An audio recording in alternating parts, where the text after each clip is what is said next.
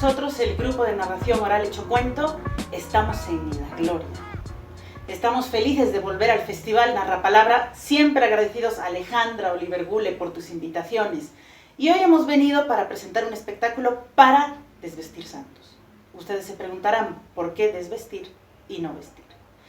Esta frase viene de la tradición de, muy machista por cierto, cuando en épocas antiguas las mujeres que no se casaban y no podían gozar del privilegio de criar hijos y de atender un esposo y de lavar y planchar, pues se quedaban a vestir santos, a pelear con las otras señoras para poner las flores en la iglesia, etc.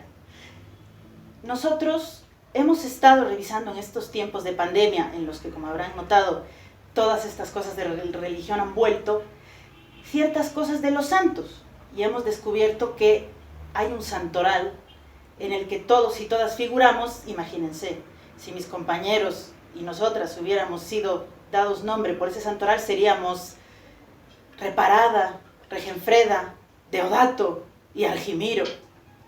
Pero bueno, vamos a ver en este espectáculo que los santos han sido tan malos, tan bajos, tan buenos y tan simples como nosotros. Así que no se asusten si después de esta pandemia encontraremos un santo Covidio o una Santa Virulina o Sante Viruline, para que seamos todos inclusivos.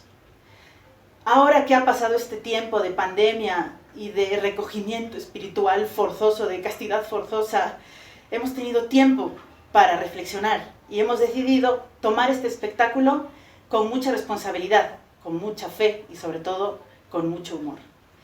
Así que les aseguro que cuando termine esta noche ustedes no se quedarán a vestir santos, sino todo lo contrario, saldrán a vestir y a desvestir a quien les dé la santa gana. Y hablando de desvestir santos, un santo que vivía con la ropa afuera era San Bernardo. No yo, un San Bernardo. Este San Bernardo conocido como San Bernardo de Claraval. Bernardo en ese entonces, como todos nosotros, como tú, a los 14 años empezó a sentir los pochoclos que empezaban a reventar. Y claro, tomaba la justicia por sus propias manos. Eso entonces era un pecado. Por lo tanto, él, con mucho arrepentimiento, se latigaba. Como no funcionaba porque seguían las hormonas exigiéndole lo propio de la edad, iba al río a que le bajara el entusiasmo. De ahí viene esa costumbre de decir cuando estás medio caliente, ducha fría, ducha fría. Bueno, en ese entonces, río frío, río frío. Bernardo pensó que el demonio se le había metido en su cuerpo y decidió ir a un monasterio, pero no podía ir solo. Entonces convenció a su papá, a su hermano mayor, al hermano menor y a la esposa de este. Y se fueron al monasterio. Ese monasterio en Claraval jamás había tenido tantos seguidores como en la época de Bernardo. Él, además de tener muy buena labia, convencía a todo el mundo. Se dice que en ese entonces 900 hombres estuvieron en ese monasterio. La gente, cuando veía a Bernardo, ocultaba a los bebés, a sus niños, a sus abuelos, a los perros, a todo el mundo, para que Bernardo no los convenciera de entrar al monasterio. Se convirtió en un abad a temprana edad. Murió a los 62 años y en honor a él le hicieron al pie de las montañas nevadas de los Alpes en Suiza un monasterio y le pusieron el nombre de San Bernardo a ese monasterio, con la condición de que ayudaran todos los monjes a los que tenían problemas con las avalanchas de nieve. Estos monjes empezaron a adiestrar unos pequeños cachorritos a los cuales les ponían un barrilito con alcohol para que no murieran de frío. Y cuando se salvaban las personas rescatadas decían los perros de San Bernardo. Quería decir los perros del monasterio de San Bernardo.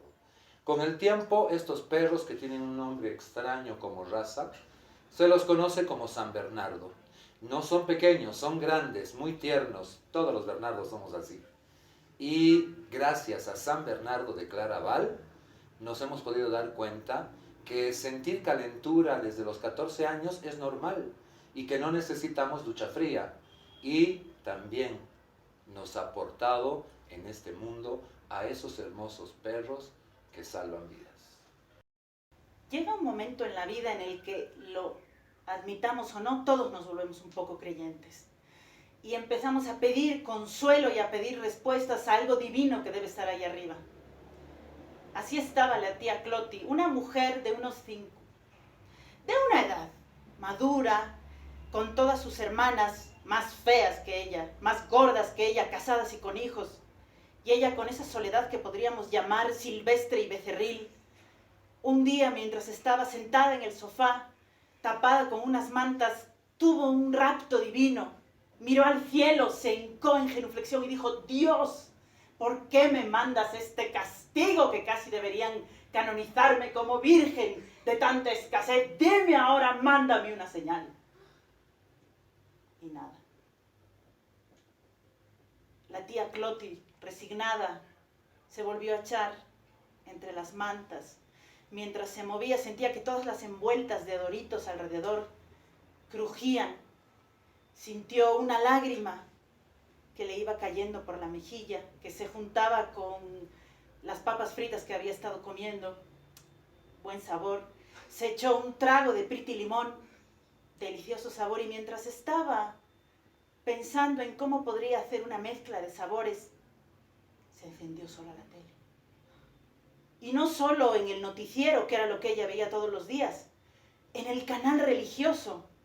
Y ahí lo vio alto, espigado, de ojos azules, el padre Courtois, que decía en el hermoso francés de su Bélgica natal: Coucou les amis, aujourd'hui nous avons parlé de la merveilleuse Sainte Gertrude de Nivelles.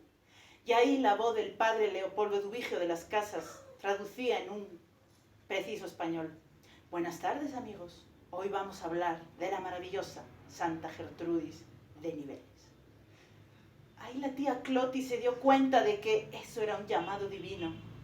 Y es que al igual que Santa Gertrudis, allá por su Bélgica natal en el año 600 y algo, ella también había tenido una madre que la apartaba de los hombres, que le regalaba cosas religiosas. Ella también se había puesto ese corte de pelo Goku moderno, violeta, que se ponen las señoras, pero no para verse mejor o para atraer hombres, sino como Santa Gertrudis, cuando al ver que su mano era pedida se lo cortó para ser menos atractiva a los hombres que tenían malas intenciones. Ella también, igual que Santa Gertrudis, en su primer y único milagro, había salvado a un niño, Fernandito, su sobrinito, que se había atorado con una envuelta de caramelos. Ella había metido los dedos en su garganta y había estirado hasta sacar ese maldito papel. Ahí se dio cuenta de que las dietas que había hecho, la dieta de la manzana, la dieta de la luna, la dieta del durazno, no eran por verse atractiva, sino por hacer ayuno, como Santa Gertrudis había hecho por los pobres. Incluso Santa Gertrudis había muerto a los 33 años, igual que ella. A los 33 había perdido a Javier, al amor de su vida, que le había dicho: mira, nena, te amo, pero tengo que ir a hacerme un diplomado afuera. Feliz, realizada, mientras veía todas las estampitas de Santa Gertrudis acompañada de gatos, la tía Clotilde recibió su llamada divina. Levantó el teléfono, llamó a Petaratino, dio sus datos y dijo: quiero dejar esta casa para que sea un refugio de gatos. Tomó todas sus cosas, las metió en una maletita y se fue al convento más cercano. De lo que la tía Cloti no se dio cuenta es que al sentarse y al moverse entre las mantas, sus nalgas habían activado por accidente el control remoto, encendiendo la televisión, y que los señores del cable habían decidido ese día cambiar la grilla. Y si ese día no hubieran hecho nada, lo que ella hubiera visto hubiera sido, en efecto, el telediario local.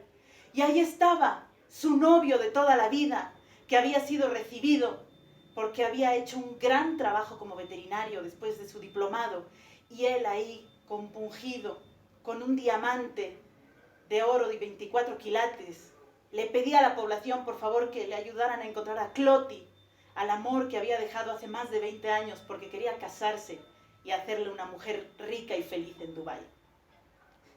La tía está bien, le gusta el aislamiento, anda por el huerto de tomates, pronto la van a ascender al huerto de pepinos, que es muy popular.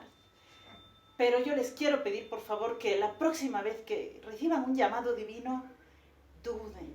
Y si es que decidieran seguirlo, mándenle un saludo a mi tía Cloti. Y al escuchar los cuentos de mis compañeros, me di cuenta que la mayoría de los santos son europeos. Entonces, como un buen latino que está en este proceso de descolonizarse absolutamente todo, y la mayoría de las veces por moda, decidí hacer exactamente lo mismo y buscar a un santo latino. Entonces ahí yo me encontraba scrolleando en mi celular, cuando le hago zoom, zoom y ¡pa! Me voy a México, al Imperio Chichimeca, y ahí encuentro el nombre ideal. Cuautla Toatzin. ¿Se imaginas ese nombre? ¿Quién no quisiera llamarse así en lugar de Juan, Oara, Edmundo, Bernardo? Cuautla Toatzin, un nombre poderoso.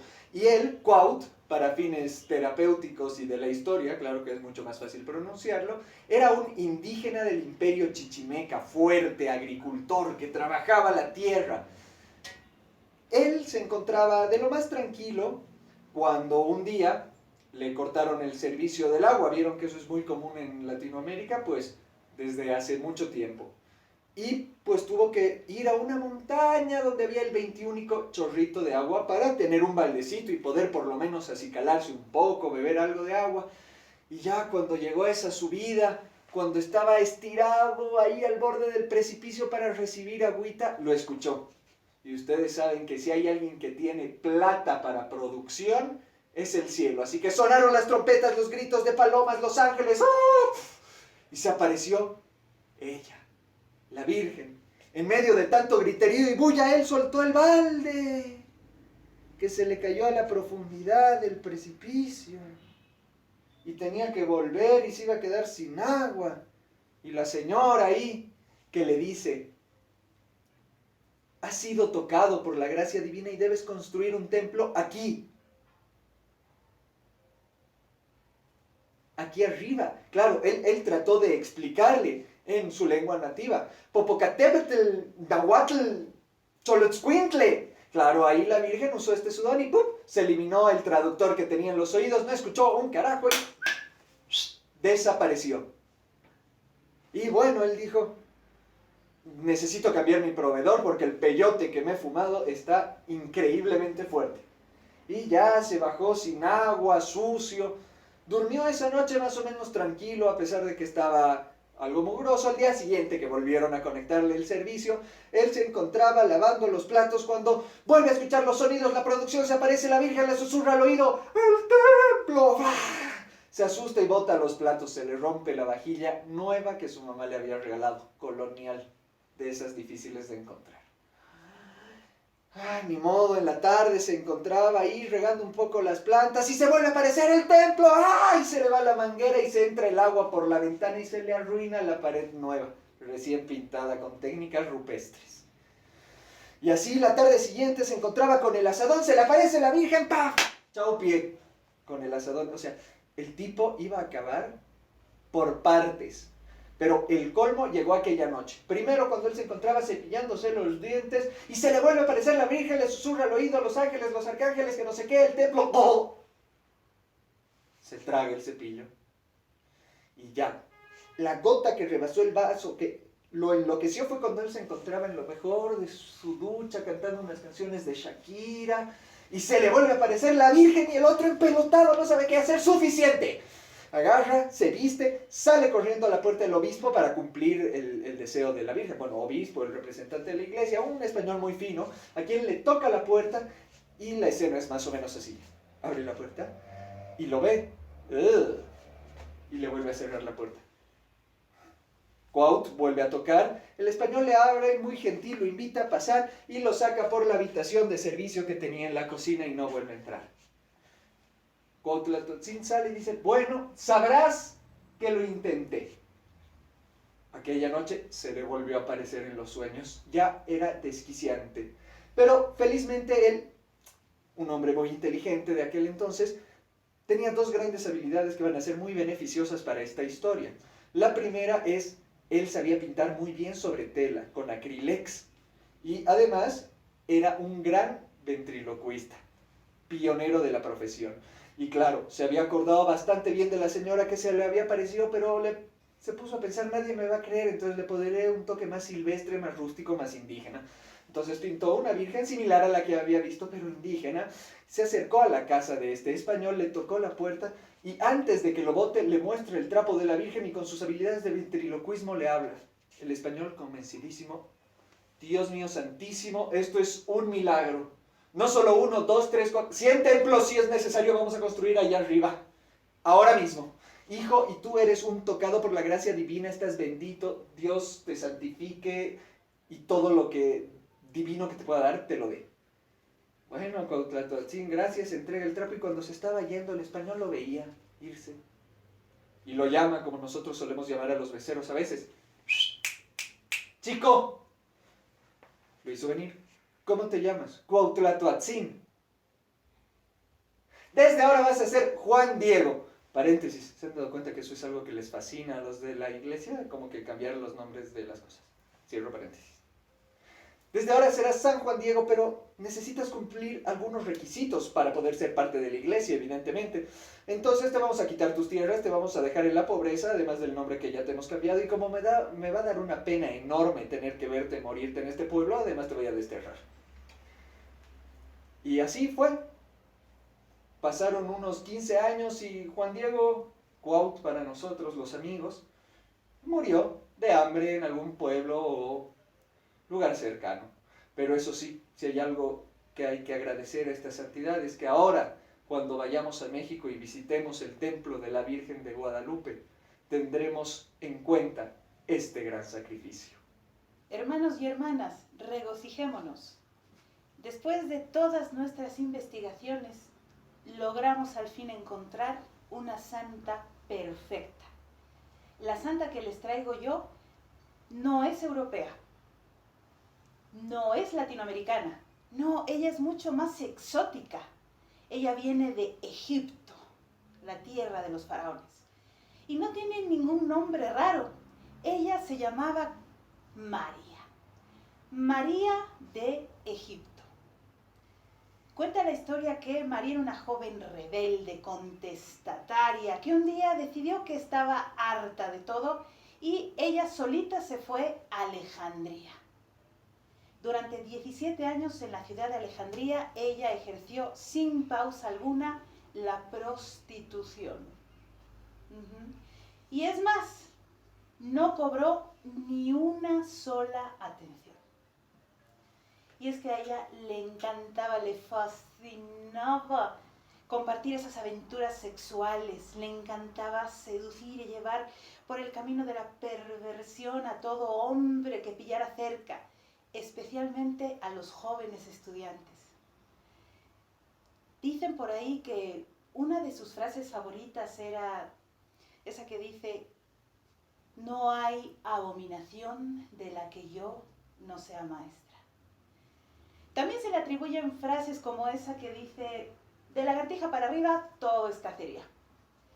Y una mucho menos conocida es esa que dice: la piel es de quien la eriza y la longaniza de quien la pone maciza.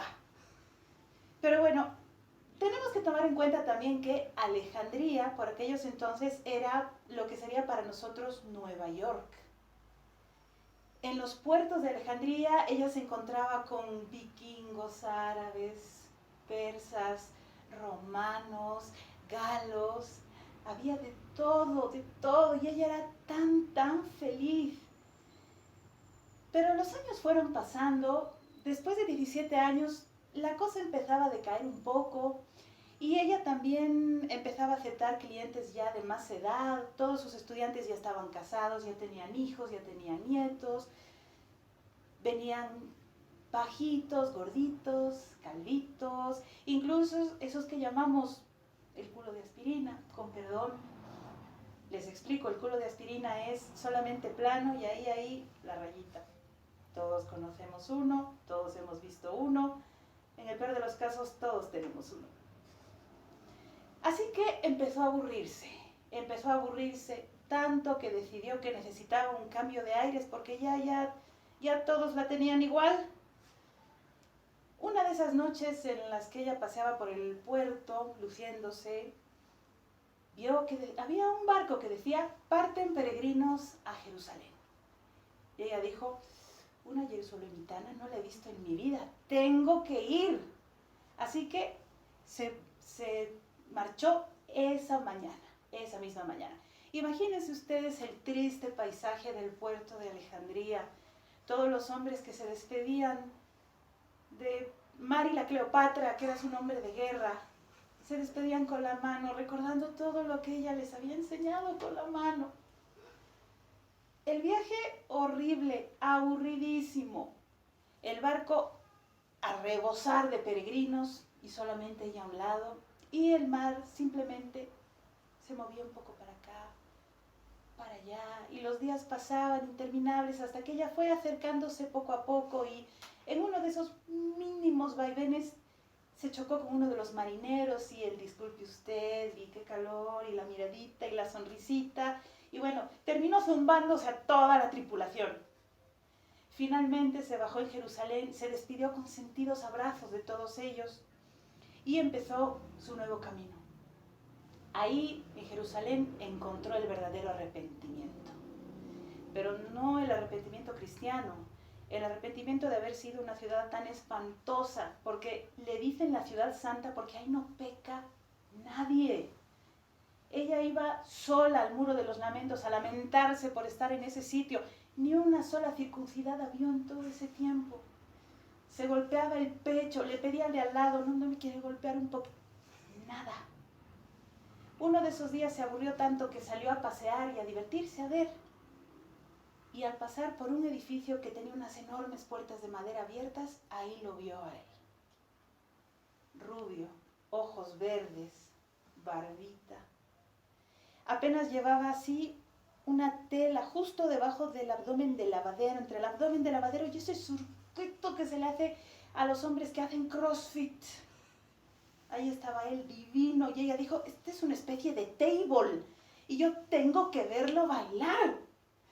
Se enfiló directo a entrar y una misteriosa fuerza la detuvo. Ella se hizo a un lado, esperó y vio que otros hombres y otras mujeres entraban. Volvió a intentar entrar y lo mismo. Desesperada, preguntó en voz alta, bueno, ¿qué pasa? Que no puedo entrar aquí. Y ahí una estatua de la Virgen María que reposaba junto a la esquina se transfiguró, abrió los ojos y le dijo, hija mía, es que tú aquí no puedes entrar. Ella dijo, bueno, pero ¿por qué todo el mundo entra y sale? ¿Qué problema? Y ahí la Virgen le dijo, a ver, hijita, tú no puedes entrar a un templo porque eres tremenda impura. Estás muy impura. Y primero tienes que quitarte lo impura. Ella dijo, bueno, ¿y cómo le hago? Tienes que hacer mucha penitencia. ¿Y eso cómo en qué consiste? Tienes que sufrir mucho y ayudar mucho al prójimo. Buenísimo. María se fue a vivir a una pequeña choza que quedaba en el camino a la mitad del peregrinaje. O sea, véase Jerusalén, Pampa, la chocita, Pampa. Y la puso como un lugar para que los viajeros que venían a pie hacia Jerusalén pudieran pasar la noche. Lo de sufrir lo llevaba porque de día hacía un calor espantoso y de noche hacía un frío terrible. Llegaron los primeros viajeros y ella los atendía muy bien, todo tranquilo, contando más o menos cuántos le faltarían ya para la penitencia. Y pronto empezó a sentirse vacía, empezó a sentir que le faltaba algo, empezó a sentir que algo como que se le revelaba. Y una de esas noches, uno de los viajeros que acogía a un joven, alto, delgado y atlético, dormía, ella velaba su sueño y en una de esas vueltas él se destapó un poco y ella dijo, pobrecito, está pasando frío, míralo cómo tiembla. Yo debería ayudarlo, debería abrazarlo para darle calor y así que no sufra. Y como suelen decir, una cosa llevó a la otra. el negocio cambió completamente de visión. Y es que María pasaba los días atendiendo a los viajeros y rogando a Dios que le diera paz, y en la noche deshaciendo lo que había hecho durante todo el día. Porque, queridos hermanos, ¿por qué esconder lo que Dios nos ha dado para compartir? Así pasaron un montón de años. Y una buena mañana, Dios, que no tenía nada que hacer y que estaba viendo por ahí el mundo, distraído, decidió que era hora de conceder un milagro. Y así, porque los caminos del Señor son misteriosos, se tapó los ojos, lanzó el milagro y justo le llegó a ella. Aquella mañana se despertó y se notó diferente. Algo no funcionaba. Se sentía como seco. Y ahí ella entendió que Dios por fin le había dado la paz que tanto había estado esperando. Obviamente la pobre se murió la misma noche, porque ¿qué más le quedaba? Pero esta santa nos deja una gran enseñanza que yo quiero compartir con todos.